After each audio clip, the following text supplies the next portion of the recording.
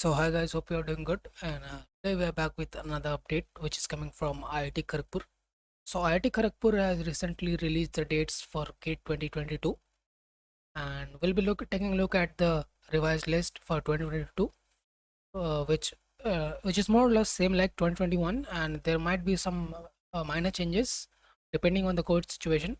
But as of now, there is a the portal of GATE 2022, which has been hosted by IIT KGP, and the portal is live now. If we talk about the announcements, they have added two new papers, which is geomatics engineering, uh, and the pattern of this subject would be 15 marks, which is same for aptitude. I think this is applicable for all the subjects, and the rest uh, marks would be in two parts, which A will be compulsory for all, and B will be sectional, section 1, section 2, and I won't go in depth about this subject because this is not my concern. And the other subject they have added is naval architecture and marine engineering. And this would be also there is a GA section, aptitude part, which is of 15 marks, and the rest is about 85 marks from your technical subjects. Right. Just like in 2020, 21, they added life science and what was the subject? Humanities and social sciences. So there were previously 25 subjects, and in 2021 they added two subjects, and in 2022 they added two more subjects. So it takes a total of 29 subjects. And let's take a look at the registration dates. So the registration portal would be live from 30th of August, Monday. So you may start registering on this portal from 30th of August, and the portal closes on 24th of September. So within this portal, you're allowed to register for the examination. The fee would be slightly less for female and SC/ST candidates, which would be around 750, and for male and general candidates, it would be around 1250 or 1300 something. I think from previous year it was almost like that. And if we talk about the extended, there will be another extension period. Just like a previous year, they added an extension window of 2 weeks in which they allowed the students to change the cities as well as register for the exam. But there is a penalty for 500 rupees. So if you are SC/ST or female candidate and you're registering in this extended window, you have to pay an added 500 rupees. So it will be around 1250 for female candidates and SC/ST.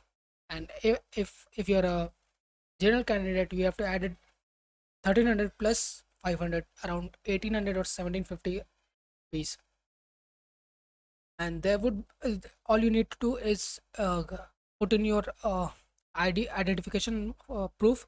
It could be your Aadhaar card, PAN card, voter ID card, and this you need to produce at the time of appearing for the examination. So it would be generally Aadhaar card with your photograph, passport size, and you have to take a picture of your signature. So there are some set of rules which you need to follow. For the photograph, you need to have a white background and just a simple photograph. There should be no fancy filters and all. And there will be a speculated size limit and resolution and pixel with it, which you need to follow. I think this is for all examinations, and the same goes for signature. So you need to follow some norms which as per GATE. So I'll show you a sample signature for GATE. You need to make a square or a rectangle and just upload a signature within that box, something like this. Yeah, they'll be providing these instructions on the website as well. So what you need to do is put your signature or initials within this square or rectangle, whatever you want to say, and it should not cross the align with the margins, or it should be too small or out of the box. So you'll be rejected. For me, I was my signature rejected for uh, more than thrice, and I had to re-upload every time and make some corrections. So eventually they they gave up and they accepted my signature for the exam. And that would be all about it. And in previous year 2021, they added MSQ type questions. So MSQ type questions are those which we have which will have multiple choices, and there will be no negative marking for attempting the questions. So I would suggest you to go for all the MSQ and NTA questions, numerical answer type questions, because there is no negative marking and you can score easily in this part. Yes, NTA would be a little tough to say, but in MSQ, if you have the fundamental clear, and if you have the ideas of what topics and you are dealing with, you can easily score in in this part. So for that, you need to take practice thoroughly previous year papers, as well as refer to 2021 paper and the pattern. So I think more or less 2021 pattern would be followed in 2022. And if you talk about the syllabus, in 2021 they added, if you talk about CSE, they excluded some parts such as cybersecurity, Wi-Fi, IPv6, and they added NTA, liveliness constant, and some other topics and uh, compiler designs. I think same was for all other subjects as well. They might have deducted or and added sub subjects. So if we talk about the syllabus perspective, think as everything as in part of your syllabus only. So don't wait for any official confirmation. Just complete everything. If there are some parts which are omitted, just leave those part and revise the rest.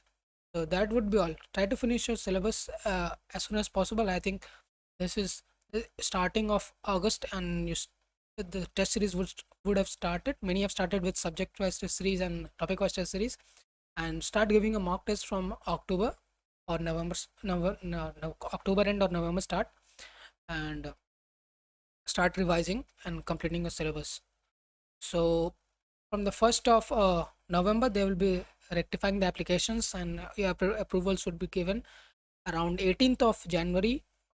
You'll be getting your admit cards, and the paper would start from 5th of February and until 14th. So we can take a look at the pattern. Okay.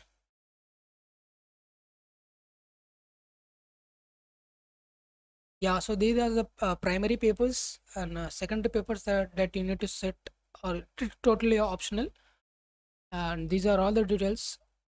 And you can also go to the previous year question part, although they have not added, but you can refer to Gate Overflow or Solution Adda or GradeUp. There are various sites which will be hosting the previous year questions, and they are more or less like mock tests only. So you may practice from there. Yeah, that was all about 2022 notification. I'll be adding more updates from this, and till then, keep an eye on the website and register for this exam as soon as possible. Thanks.